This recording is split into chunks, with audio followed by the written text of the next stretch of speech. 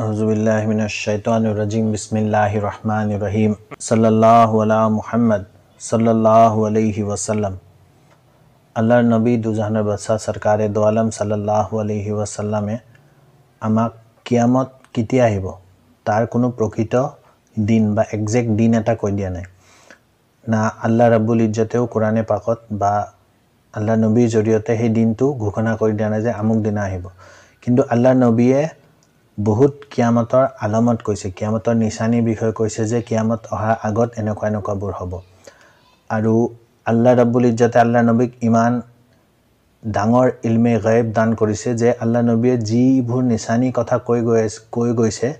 আজি 1500 বছৰ পাৰ হৈ গ'ল এতিয়া যদি আমি চাওঁ সেই সব বস্তুবোৰ আজি আমি হৈ থকা দেখা পাওঁ তেনেকুৱা কিছুমান নিশানী আজিৰ জামানাৰ লগত ৰিলেট কৰি আমি আলোচনা কৰিবলৈ চেষ্টা কৰিম ইনশাআল্লাহ আল্লাহ নবী দুজাহানৰ বাদশাহ সৰকাৰে দো আলম সাল্লাল্লাহু আলাইহি ওয়াসাল্লামে কয় যে কিয়ামত তেতিয়ালৈকে নাহিব যেতিয়ালৈকে এটা আলামত কৈছে যে যিবোৰ মানুহে উট চৰাইছিল আৰু ভেড়া চৰাইছিল উট চৰুৱা আৰু ভেড়া চৰুৱা মানুহবিলাকে যেতিয়ালৈকে ইজনে হিজনৰ লগত বিল্ডিং বনোৱা ডাঙৰ ডাঙৰ অট্টালিকা বনোৱাত ইজনে হিজনৰ লগত কম্পিটিশন কৰাৰ আৰম্ভ কৰিব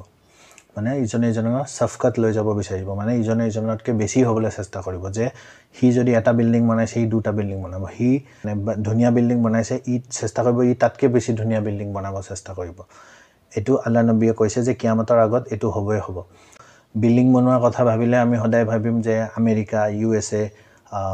ইউৰোপ এইবিলাক কান্ট্ৰিৰ কথা আল্লাহ নবীয়ে কি জানি কৈছিলে নহয় আল্লাহ নবী সেইবিলাক কান্ট্ৰিৰ কথা কোৱা নাছিলে কাৰণ তাৰ আগতে এইটো কথা কৈ দিছে যে উট চৰুৱা আৰু ভেড়া চৰুৱা আৰু যদি উট চৰুৱা আমি ভেড়া চৰুৱা মানুহ পাওঁ বিচাৰো তেতিয়াহ'লে এই সব মানুহবিলাক আছিলে সব আৰবিয়ান কান্ট্ৰিজ বিলাকত আছিলে এতিয়া বৰ্তমান যিবিলাক আৰবিয়ান কান্ট্ৰিজ বিলাক